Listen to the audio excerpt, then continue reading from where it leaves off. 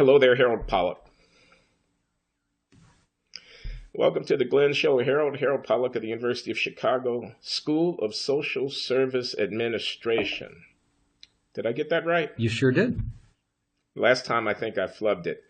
And blogger extraordinaire. What are we talking about today, Harold?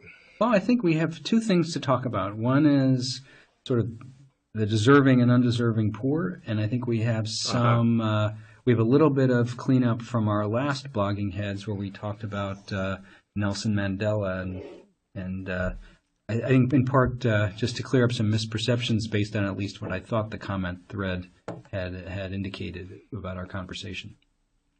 Okay, let's do that first one first. I think the issue there is that you had said in our previous conversation, which took place shortly after Nelson Mandela's death, that back during the period when the anti-apartheid activism was at its height in the United States, you were kind of less on board with that than in retrospect, maybe you wish that you had been, or something like that. Not to put words in your mouth, but some of our viewers misunderstood how you were characterizing your politics vis-a-vis apartheid in the 1980s, and you wanted to set the record straight. Well, and I think what's interesting about it, I've always been certainly appalled by apartheid and have nothing interesting to add to the fundamental injustice of the apartheid system.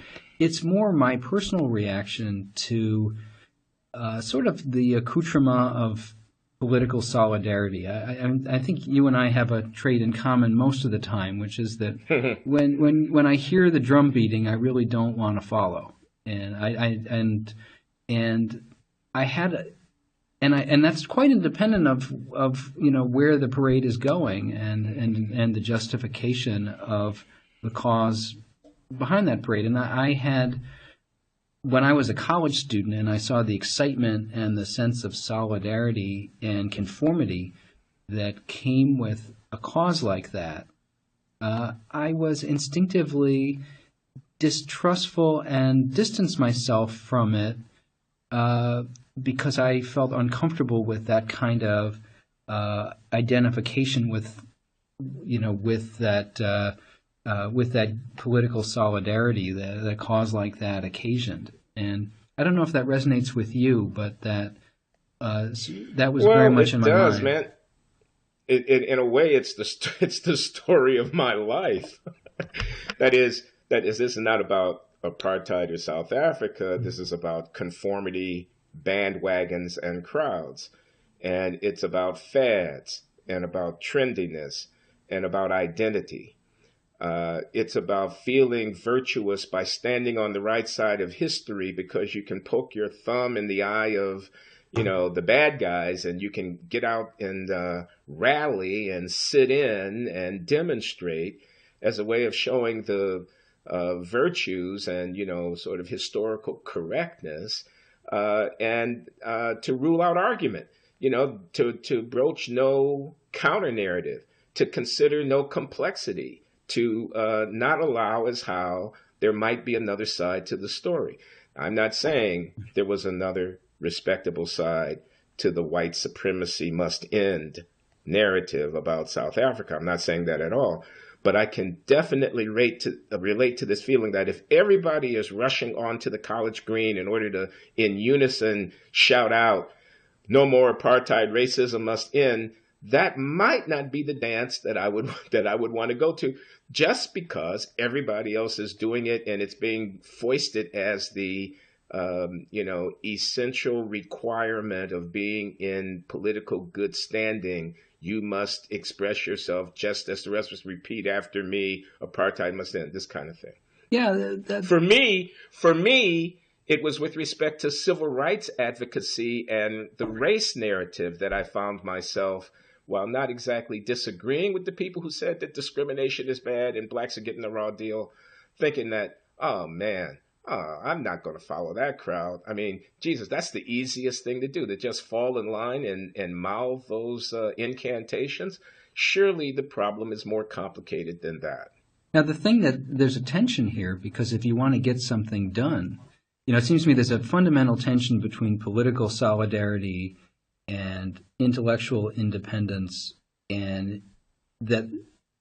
And what makes it difficult is you really do need to organize and get stuff done and be able to operate collectively, to exercise political power. There are, if you're going to, if you're trying to dismantle apartheid, you got to mobilize people, get them excited about it, get focused on a common strategy, and go out and do it. And I totally respect that. That's what politicking is about. You can't, at the same time, it is also true that it makes it hard to act in the world for social justice and be an effective actor,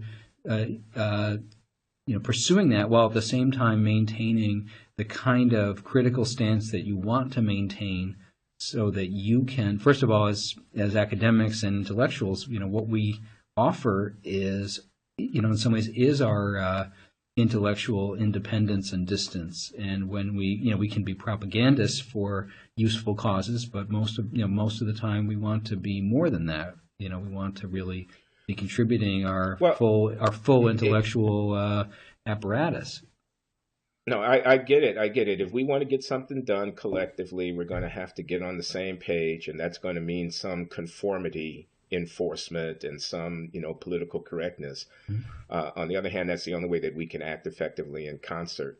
And yet, I must tell you, there are many contemporary issues that I feel myself reacting to in a very similar way. For example, if people say, we've got Obamacare now, so women are no longer being discriminated against by being charged different rates for health care coverage than men.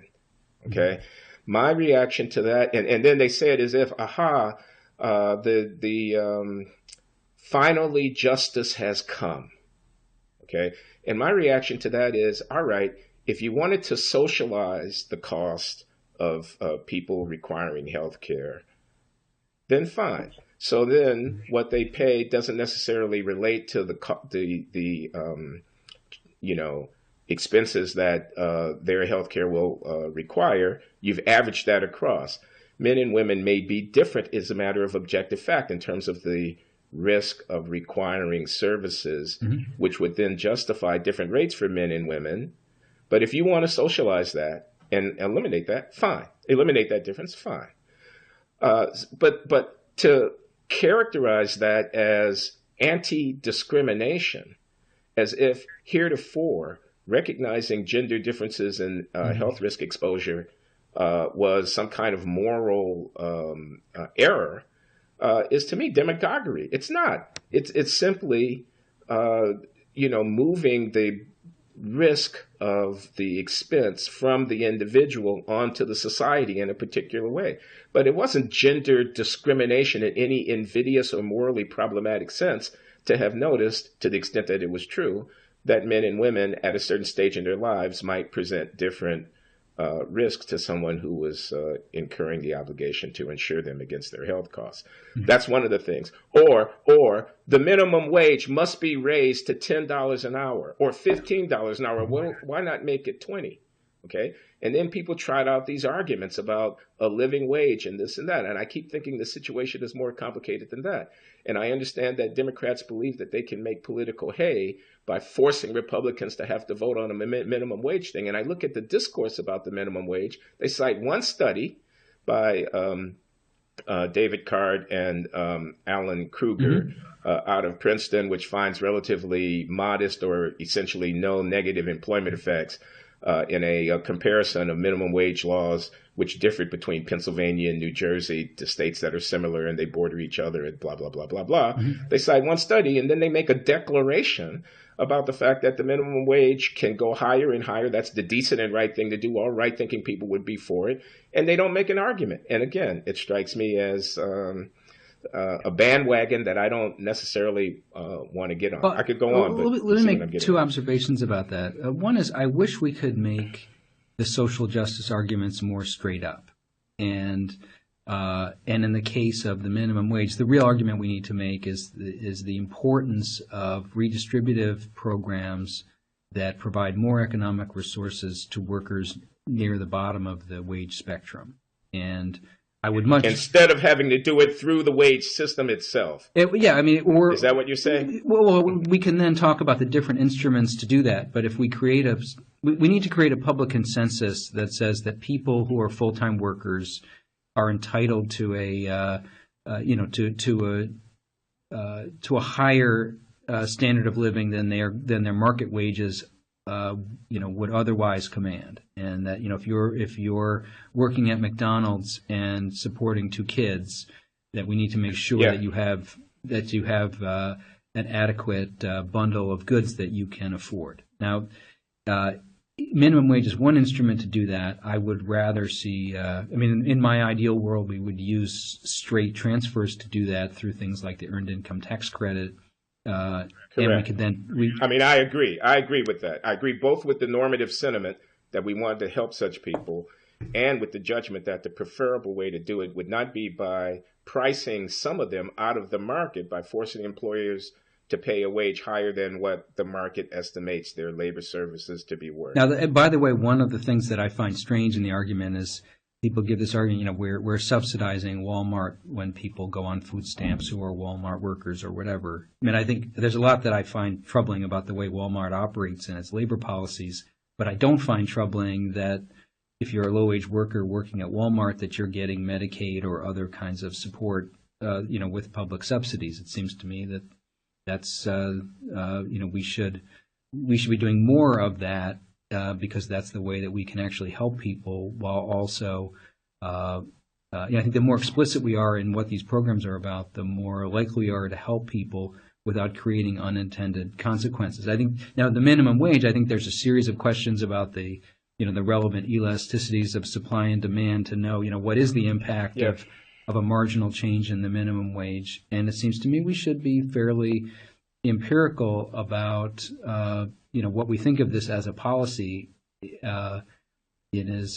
does seem to me that the minimum wage has lagged quite a bit in real terms over time, and so I'm certainly receptive to the idea that it may be time for an increase, but it seems to me we should be able to fairly argue the empirics of it without a presumption that that the people who are on one side of the fence are people who are opposing an increase are doing it because they don't think inequality is a problem. Now, it happens that many of the people on that side have values that I disagree with, but we should be able to have the minimum wage debate more straight up than it's possible to do. Well, I regard myself as a guy who's left of center, but I have to tell you, I'm not really that moved by this idea that the real value of the minimum wage must be kept at, whatever it was in 1980 or whatever. Mm-hmm. I don't know. I agree with you. There are empirical questions here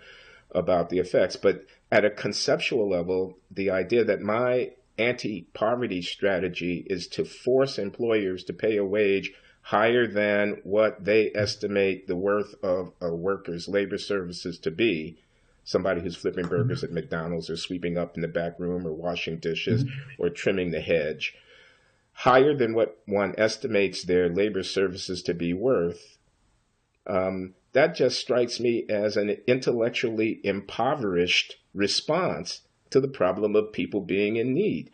And to make an ideological totem out of it, to say if you're on the right side of history, you're for this thing, feels coercive to me. And I was offering it as an example of a bandwagon that I don't want to get on. That's a march that I don't want to join. And that's the sense in which I could identify with what you were saying earlier about your reaction to anti-apartheid activism in the 1980s. Let me give you a second example, by the way, which relates to, because it's interesting, I've been on the Obama bandwagon in some ways. I'm very proud of supporting candidate Obama, then President Obama, and supporting the Affordable Care Act, which I'm very proud of, despite its shortcomings. I think this week we actually saw a very interesting example of where the bandwagon effect leads people to embrace talking points that go past the data and that ultimately actually prove damaging in a way. If it's actually true that we raise the minimum wage and it leads to strong employment effects, for example, clearly that would be a problem. But here, one example that that we get in health reform that's interesting is this argument that if we cover people, that we will save money by reducing inappropriate use of the emergency department. And there was just a study that came out, came out yesterday, that showed that, in fact, if you cover people in Medicaid, that they use the emergency department 40% more, at least, than their comparable peers who are uninsured. Now, I should tell you that that's what the way I just described it is the way it's been covered in the newspapers, and so the liberal talking point is debunked. But here's a couple other facts about it. The total cost of this turns out that 40% of what? It turns out it's one extra emergency department visit every 3.5 years. And the annualized cost of this is $120 a year per person. So substantively, it's actually not important. And it's not even clear to me that reducing emergency department visits is a sensible policy goal to begin with, since what you'd want to know is what are they doing there, and how valuable is that visit. But there was never really any evidence behind the talking point that we could that we could save much money by reducing emergency room visits this way. But it was a very congenial talking point, and many people were citing it quite a bit. And so now we have actually a good study that says, well, this talking point is incorrect, and people have inferred from that it is undermining the case for providing people with health insurance, and in fact it doesn't. It's just that by putting out a non-evidence-based talking point, we have, instead of straight up saying everybody needs to have access to health coverage, we've created by making a poor argument, we've created we've undermined our own cause once the data was in. Yeah. And I see. And so you imagine you increase the minimum wage, and in fact there are some adverse consequences to it that people didn't take seriously. Then you would say, well, we've actually damaged the cause of helping low-income workers because we didn't talk about some of the potential things that might happen. I don't think that raising the minimum wage to $10 is. I think is probably a policy I'd favor on balance, because I just don't think politically we can get some of the other ways to increase wages that I'd like to see. But I think we should be open to the possibility that it will be ineffective or have some undesirable side effects, and we need to consider that. Well, that's a problem, it seems to me, with our politics. You say we can't politically get the right policy, therefore, I don't mean to put words in your mouth, but therefore let's take what we can get. That sounds very similar to what many people on the left say about Obamacare, about the Affordable Care Act. They say we can't get the right policy, which would be, basically a single payer covering everybody. That's politically infeasible, so let's do the thing that we can do. And in so doing, the non-transparency and the ill fit between the policy mechanisms and the normative ideals creates all kinds of problems. We see them playing themselves out now with not just the website, but with all of the other difficulties that the Obamacare rollout is encountering. Well, it's interesting. My experience of the past 5 years has convinced me of two things. One is the practical superiority of a single-payer system, at least a well-implemented one. And the other is the political impossibility of a single-payer system, at least in the short run. And so many of it's so frustrating listening to the criticisms of Obamacare, because we have 50 million uninsured people, and people are losing homes because they get cancer. People have diabetes and they're having a foot amputated because they can't get proper medical care. And this is happening every day to hundreds of thousands of people within a bicycle ride of where I'm sitting right now. Some version of that. Yeah. The human stakes are large. Now we can wait until we have the assassination of John Kennedy and a massive change in American politics that opens the political possibilities for a single-payer system, or we can not wait a quarter century or whatever it's going to be and do something that's very worthy and that actually, in a longer-term sense, I think is actually working okay. It's implemented. There's 9 million people now who are in the process of getting insurance or who already have insurance because of Obamacare, whose lives are being improved. And the dismissal of incremental politics that some critics of Obamacare have taken, to me, is it illustrates the triumph of ideological purity over the need to be pragmatic and to actually help people when we have opportunities to do that. I think that's only part of the story, Harold. I'm thinking about Jennifer Hochschild's book, The New American Dilemma. It's about 1985. Hochschild is a political scientist at Harvard. The book is about school desegregation. It's a classic because it takes on this question of incremental versus radical reform, arguing against incrementalism. In the case of school desegregation, the incrementalism has to do with whether you come in and basically use forced busing to integrate the schools, where you give parents essentially very little voice in how that's going to be done, and you give them very little recourse. So you integrate central city and suburban school systems into a single metropolitan entity for the purposes of effecting desegregation so that the white parents can't escape it by moving to the boundaries of the metropolitan area. And you do other things of that sort. That's radical. What we opted for was incremental relative to something like that. The Supreme Court and legislatures and local policymakers and municipal, school systems and so forth opted for incrementalism. And what you got was resistance, resistance, resistance, resistance, resistance at every turn, such that after 40 years, one looks and sees the schools are pretty much still racially segregated. And the point I'm trying to make with the example is incrementalism might really be worse than doing nothing until you can do it right, if what you put in place ends up impeding the accomplishment of the goals that you were trying to achieve by creating interests who can more effectively resist doing what you want to do. I don't know if this applies in healthcare, but we have put this in the hands of the insurance companies. Let me make a couple comments about that. I think there's a couple interesting comments. Go ahead. One is, I do agree that one of the hypotheses about Obamacare is that it creates a platform for improved policies. By the way, we don't actually need a single payer to achieve many of the social justice objectives we care about. And I think there's a fetishization of a particular mechanism to deliver health care that we can talk about.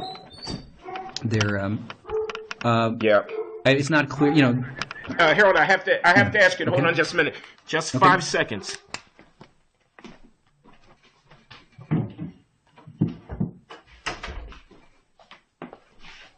I mean, Medicare. My dog was barking. I needed to close the door. Go ahead. That's okay. Maybe it was barking, no doubt, agreement with my talking points. So I think there's a fetishization of a Medicare for all approach when many of the social democracies have other ways of achieving universal coverage and cost control and so on, which may be more feasible. That's one point. The second point is, it's not a question of opted for. It's a question of how much power do you have to do the things that you want to do. It's not like we opted against a single payer system. Candidates Obama, Edwards, and Clinton, and the major constituencies on the left of the Democratic Party in the wake of the Clinton debacle 20 years ago realized, if we want to move towards universal coverage, this is the way we are going to do it. And the fact is that Obamacare is quite similar to what John Edwards or Hillary Clinton would have done. They hoped to have a public option, which would have moved us closer than we were able to get. But there was a realization, hey, we only have so much power. Now, I think there's one further point where there's an interesting parallel between integration and the healthcare system, which I think Hochschild's book brings out, is people equate democratic decision-making with decentralized and fragmented decision-making.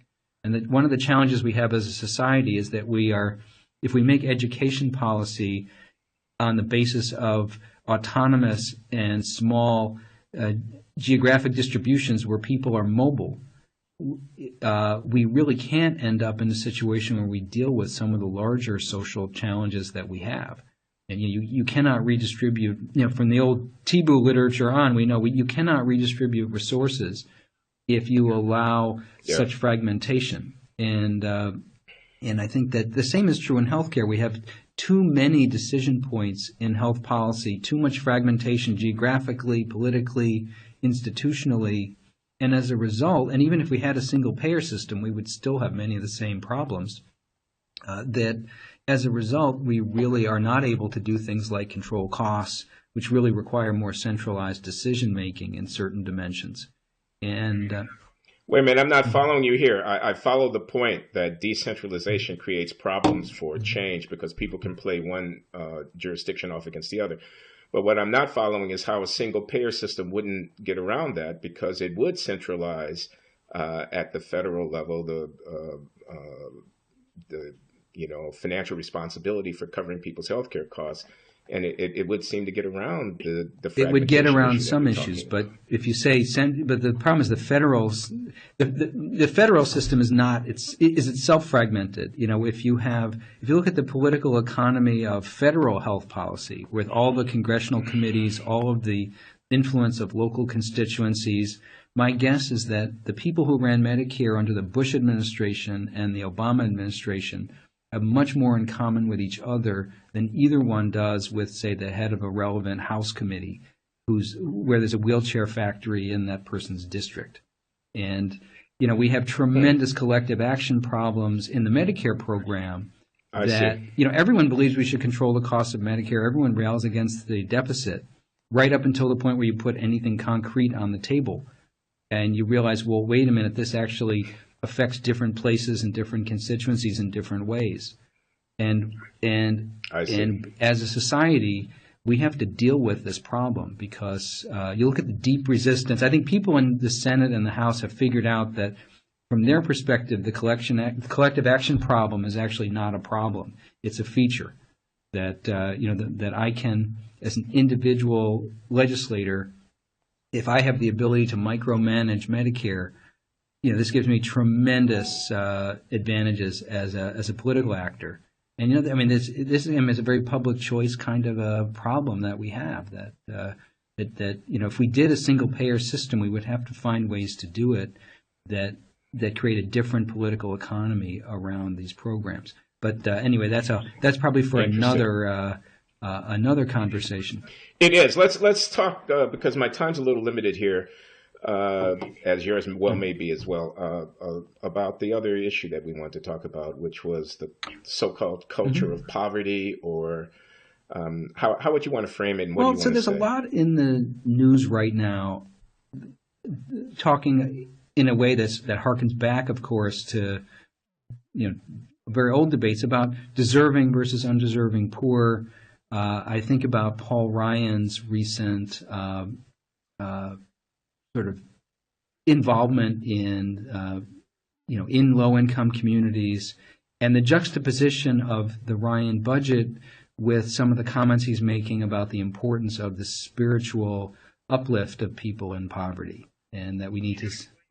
Can you explain that a little bit, because I don't think I've followed it as closely as you have.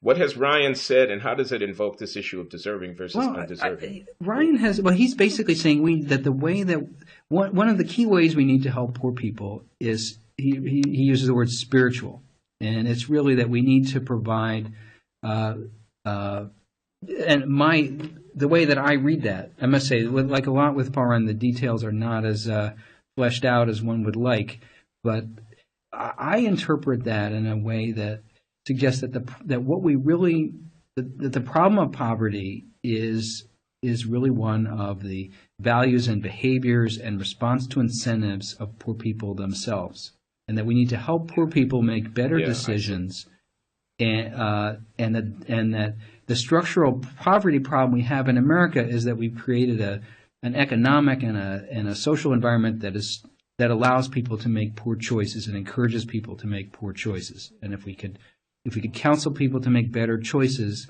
that this is a key way to reduce poverty, and that true compassion is dealing with these underlying moral and incentive issues facing the poor. And you're saying that's wrong? I think I have two reactions to that. One is that I am repelled by it because I juxtapose it with the Ryan budget, which would have absolutely enacted serious cuts in many programs, and including many programs that serve working people of low income who are actually doing all of the things that we want them to be doing. Sort of cutting. Okay, so here's a guy who wants to preach to the poor to pull up their socks, even as he's cutting off their lifeline. And for many of the people who depend on that lifeline, they're pulling those socks just as hard as and there's something that is literally adding insult to injury to say that I'm going to cut programs to help you, and to compensate for that, I'm going to give you some spiritual advice. To me, that is, I find that terrible. Okay, now what about the possibility that the programs are not always helpful because they may lock people into poverty by dulling their incentives to take care of themselves? And what about the possibility that if you get pregnant at 16, if you drop out of high school, if you start running with a drug selling gang, if you go for 2 or 3 years without a job or without looking for a job, then you're really laying the foundation for a life of poverty, and for a life of poverty for your children. And that's something that if you behave differently, you wouldn't do. Are both of those things wrong? Well, I actually think they're not both wrong, but I think that they're not connected in the way that he wants to connect them. I do think there's an unavoidable moral and cultural dimension of poverty that people on the left. If someone gives a seminar at the University of Chicago, and you say, you're really making a culture of poverty argument, that's basically, you've just dropped a bomb on whatever that person is saying. And I'm sure you've been in the room where that's occurred. That's anathema to say that I'm making, to point to the cultural dimension of poverty. And I do think that's unfortunate, because there is a cultural dimension to it which just can't be ignored. I just read, Chris. So you and Paul Ryan agree about that? Well, we agree that there's a cultural dimension, but there's two things about it. One is that has nothing to do with whether I should be cutting school lunches and cutting a series of, denying people health insurance and so on. I mean, to me, giving someone Medicaid coverage does not, it is not, he referred to he said we need a safety net and not a hammock. And to me, that is, there's a sense of distance communicated by that. And he's also referred to, we have a society where there are more takers than makers. And he uses this kind of language which, he is not part of the community of the poor that in a way that gives him the legitimacy, the subtlety, the authority to be giving this kind of instruction. And, I think that if you go into any church on the south side of Chicago on a Sunday morning, you're going to hear plenty of moralizing by people who are actually in the lives of the people that they are talking to. And I don't think that... Okay, so he does not have standing, if I may. He lacks standing to be engaging in that kind of cultural criticism. There is a cultural criticism to be made, but not by people who live a million miles away from these communities, know nothing of their internal complexity or workings, and who are mainly about the business of trying to cut off what little support the government is providing. For example, if you look at these programs in their particularity, you realize it's often the responsible thing for people to use them. Suppose I'm a single mom and I work, mopping the floor at Mercy Hospital in Chicago, and I'm eligible for some public benefits, school lunches, or chip for my kids, whatever it is. If I want to make a better life for my kids, I should be using those programs. Now, I should be reading to my kids at night and all the other stuff I should be doing. But there's nothing in the fact that I'm using food stamps that is discrediting to me as a person, as a parent, and in fact, it may be the opposite, that I'm attempting to mobilize the resources available to me to give my kids a better life, and to sort of participation in transfer programs is often a very worthy thing for parents to do because they otherwise couldn't afford to support their families properly. And if you it seems to me you're saying, and I certainly agree with this if this is what you're saying, that there's no necessary conflict between helping people on the one hand by providing material resources when they are in need and exhorting them to live well on the other hand, which they well may need to hear from time to time because there are ways of living that are more effective with respect to acculturating your children or maintaining your own independence or whatever it might be, and people should be encouraged. They should be encouraged not to smoke tobacco; it's bad for their health. Drink alcohol in excess. By the way, there's no they there. We all should be encouraged about these things. We indeed. Thank you. I stand corrected. Yeah, I think that it is. There's also a dimension that there's an idea that the moral instruction that needs to take place is directed towards poor people from everybody else, and that the reason we have poverty. To my mind, one of the most important things to understand is we do not have poverty because there is a group of Americans who have a particular set of pathological values. We have poverty for lots of reasons, but it is not the individual defects of poor people that's the fundamental cause of most of the poverty that we see. We have a particular set of economic and political and geographic and all kinds of things that generate our income distribution. There are people who end up disadvantaged by that. Okay, but let me just let me play the devil's advocate here for a minute, because within these communities and these structural situations with low employment, poor education, lack of various supports, all kinds of chaotic things going on within them, there is variation in the individual's achievement.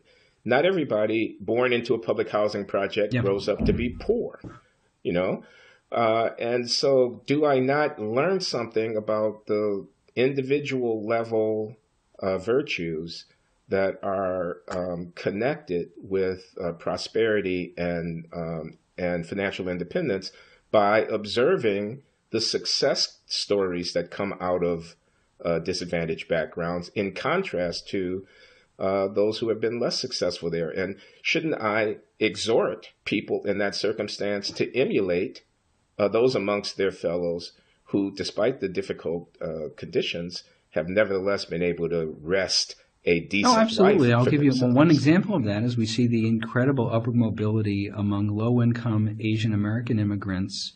And if you go into Chinatowns across the United States, you see things like low-cost tutoring services that people have set up on a shoestring, and you see families making enormous sacrifices. And if you just look at the student body at Stuyvesant High School or any of the elite selective schools in the United States, you see that there are clearly the children who come from these backgrounds are maximizing the opportunities that they are facing, and that's a reality that I think we have to honor and point to. I don't think though that's enough, or that's really. To me, there is an element. It's not a complete element, but there is an element of you and I have talked before about the dog bone economy, where there's if there's 100 people trying to sit in 88 chairs, 12 people are not going to get a chair. And if you look at those 12 people, there might well be something wrong with them. But if you fix those 12 people, there'd be another 12 people that might not get a chair. And in the current macroeconomic climate that we have, a lot of people are being squeezed out. And we can help a particular person not be the person squeezed out, but there still will be people squeezed out. And I think that the dog bone economy is sort of an extreme example, but I think that by focusing on focusing on individual defects, we are very deliberately avoiding a conversation about larger structures of opportunity. About structure, I agree. I think the Pope, by the way, is such an interesting addition to this conversation, because he's really the new Pope. The Pope is because he's an economic egalitarian, and he's also a Christian moralizer. And for him, there is no inconsistency in those positions, and he's making everybody across the political spectrum uncomfortable in what he's saying. And he's very specifically criticized trickle-down economics by name. And I heard that, and I was stunned by that. And one of the interesting things is the conservative response, because, of course, there's a whole group of Catholic conservatives who've spent the past 25 years telling liberal Catholics, well, you just basically have to suck it up and be obedient to church authority, and this is church teaching. And now all of a sudden, these conservatives are becoming cafeteria Catholics, and you hear Paul Ryan, for example, making the claim that, well, the Pope, he was exposed to capitalism in Argentina, and this is, it's different in the United States, and he's not an economist. And, the words trickle down were not invented in Argentina, as far as I know. But I think that I think the Pope will make everyone uncomfortable because he really, I don't agree, of course, with a lot of what he has to say, but he of course, he is making both of those arguments in a way that no one else, right now of similar prominence is able to do. The idea that we need to be preaching to poor people to read to your kids, but we also need to be preaching to rich people. We have really been, those of us who are in the upper 20% of the income distribution have really, I think, been selfish in the way that we have operated in public policy towards issues of inequality and the basic needs that many people in the society who are much less fortunate, are facing. Yeah, I want to circle back a little bit to we started this conversation basically talking about political correctness and about each of us having a certain distaste for following the crowd. And now we're talking about poverty and about deservingness and the extent to which the poor might be implicated in their own circumstances by their behavior and so on. And I see a connection between those two. And I was reminded that the two, you pointed to this when you said at one point in our conversation that if you were to even mutter the words culture of poverty or cultural causes of poverty in an academic setting, you'd likely be laughed off as a Neanderthal, as a politically backward, a right-wing hack for simply invoking that possibility. And that strikes me as a debilitating kind of political correctness. And I thought I saw an example of it recently on the New York Times op-ed page when Charles Blow, the columnist there, an African-American as it happens, and a progressive, took Rand Paul, Kentucky senator and libertarian, to task after Rand Paul said regarding extending long-term unemployment benefits in this recession, which are about to run out, and this is an issue before the Congress, you might not be doing a favor for the unemployed by extending long-term unemployment benefits, since the longer someone stays out of the workforce, the less employable that they're going to be when they try to get back in it. And you essentially create disincentives for people to get to work. Now, this argument has been laughed off the stage out of hand by many people, and Charles Blow was amongst them. He takes Paul to task as being heartless and as, viewing the poor through a lens of them being responsible for their own poverty. Blow is proud to tell us that just because you're poor doesn't mean you're lazy. He wants to remind us that he himself was once poor, but he knows that poor people are not lazy. And it strikes me that kind of talk is overly simplistic, because it seems to me there is something to the concern that when we create incentives for people to remain unemployed by extending their unemployment benefits again and again and again, we might undermine their impetus to seek employment. It's just a question of observing that incentives affect people's behavior. In no way does it characterize the poor as being lazy. It simply says we need to think about what the incentive effects of this policy might be. It's an empirical question, not a moral question. Let me attack that in two pieces. I think there's an empirical argument there which needs to be made. And obviously, there's a There's an article to be written for the Journal of Selection Bias, which shows that people who are, we shouldn't extend unemployment because people who've been long-term unemployed are less likely to be hired. And obviously, there's lots of reasons why you can't immediately draw that inference, given the selection into that population. But that's a subtle point, Harold. I'm not sure everybody's going to follow it. I do. So, you're just saying that people are differentially employable, and that if we see amongst people who've been unemployed for a long, long time, it's likely that they will disproportionately consist of people who are not so employable, and therefore to infer that their long term of unemployment caused them to not find a job could be wrong. It may be that they weren't going to find a job in any case. Absolutely. Unemployment insurance does not cause long-term inability to find a job, but you will certainly find a lot of these long-term people will have trouble. I actually think the incentive issues and the psychological issues are probably not at the 99th week, but they're at like the 20th week. And there's an interesting behavioral economics problem that I think we need to be more imaginative about. And I think one of the things that reinforces your point is I'd like to see unemployment extended, but I think that the empirical question that Paul is raising needs to be taken seriously. What I'm concerned about is there's a lot of evidence that if you've been unemployed a long time, at some point employers just stop reading your resume. There are a lot of people who are jobless, who are looking for jobs. And if you're out for more than 6 months or whatever the particular time period is, at some point employers become much less interested in you. And now you really become unemployable just by the duration of your unemployment to some degree. And one of the challenges that people have when they lose a job is they very often, it's a very difficult thing, because one of the things you have to often do is you have to take another job that's at much lower pay or that is a less attractive job. And asking someone who's just lost a job, you really should take this job that pays 40% less than your old job. Wow, that's a hard thing. It's a hard thing for people to accept, and it's a hard thing, to tell someone. But I think strategically that may be the best advice.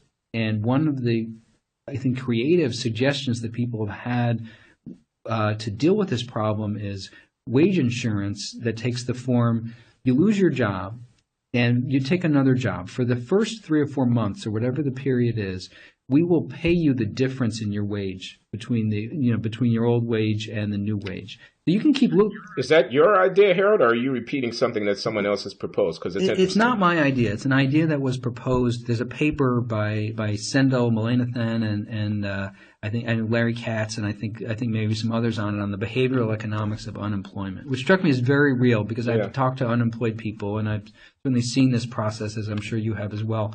And so basically it says take a reasonable job, even if it's not that attractive to you. We will cover for some period of time your wage loss. You can keep looking for a job. If you get another job, great.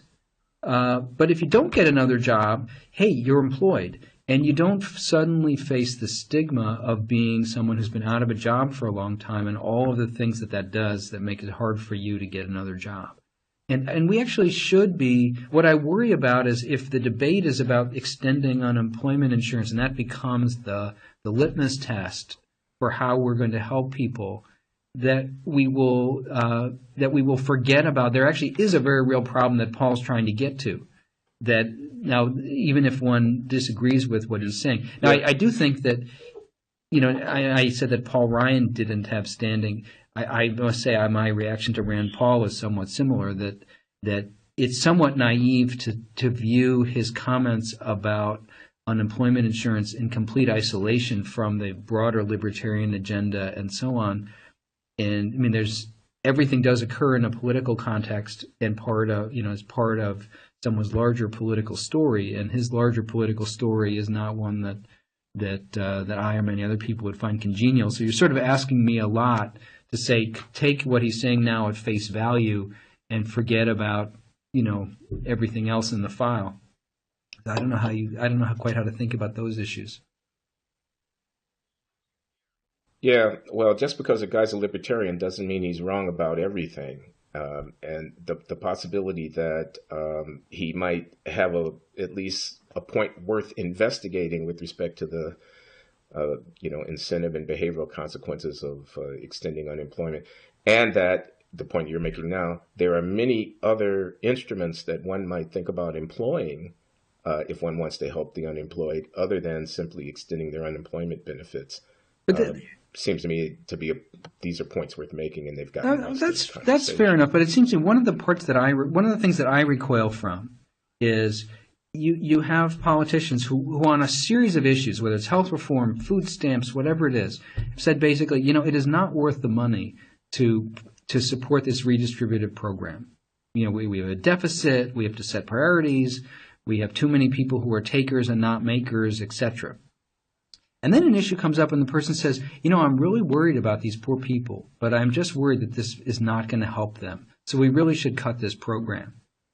And there is, to the extent that they are attempting to derive authority for their argument on the basis of their personal concern for people facing unemployment or whatever it is, I don't see a lot in the rest of their policy record that to me gives them an awful lot of standing to at least seek that kind of authority. They may be right empirically, but I don't agree with you here, Harold. I really don't. I mean, a guy or a woman can be a conservative. They can think that the government is too big. They can be really dubious about all the schemes hatched on the left to help the poor. And they can still care about the poor.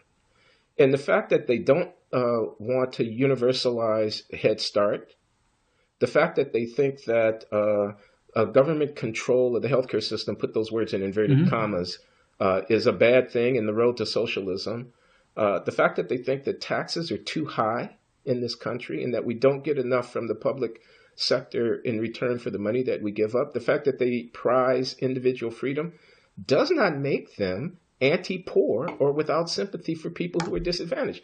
It may be that they go to a church, that they give 10% of their income to charity, that they're involved in Little League or Big Brother or whatever it is. All those things are still possible. So I don't know how you would know from the voting record of someone in Congress whether or not they actually have sympathy. Well, I don't think I can judge them as a person, whether they're a good person. But I think that I can say that if they're arguing about public policy and they're implicitly saying, in evaluating my policy recommendation, I'm putting out there that I'm really concerned about these people, I would say, well, based on what I can see, I don't see a whole lot in the record, in the public policy record, that makes that real. And well, the guy's got to say, he or she have got to say, prefacing their opposition to the minimum wage hike, that they're concerned about poor people because their political opponents are eviscerating them by characterizing them as clueless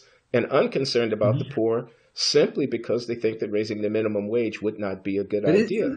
When in fact, it's an arguable question to which evidence can be brought to bear as to what the causal effects of raising the minimum wage are. And, people who think that it's not a good policy are not, there's nothing bizarre about that. That's a reasonable person could arrive. I agree with you that is the fair way that we should respond to public policy argument. What often makes that difficult is the empirical reality that a good percentage of these people actually are clueless and don't care about poor people. And I mean, I'll just put that out there. I just think that if you propose something like the Ryan budget and you look at the practical implications for human beings across America, they're so terrible that to me, the fact that you then show up at a soup kitchen and attempt and establish a personal connection, even if you are actually in your church or whatever a good person, what you're proposing in public policy is so harmful that it's very hard for me to take at face value. Although I think that's the fair way that I should be debating policy points. It's very hard for me to then take the next issue and view it in isolation from a fairly appalling set of things that came before it. And it is, because we are in a real political fight in America, And, just to circle back to the beginning of the conversation, political solidarity is important because there's real resources at stake. And, there's real stuff that we're fighting about. And if Paul Ryan is elected president, I think poor people in America will be much worse off than if, say, Hillary Clinton is elected president. And not everybody's going to agree with me on that, but I feel that pretty strongly. And so there's a real fight going on that matters. And looks like we've got fodder for future conversations, Harold. I think 2016 is going to be an interesting year. We're not there yet, but I'm the prospect of Paul Ryan running against Hillary Clinton just makes me lick my chops. I think Blogging Heads is going to have I think a good so, year. but I should say I will not be a political advocate, but I'm sure I'll be supporting the liberal candidate, whoever that is.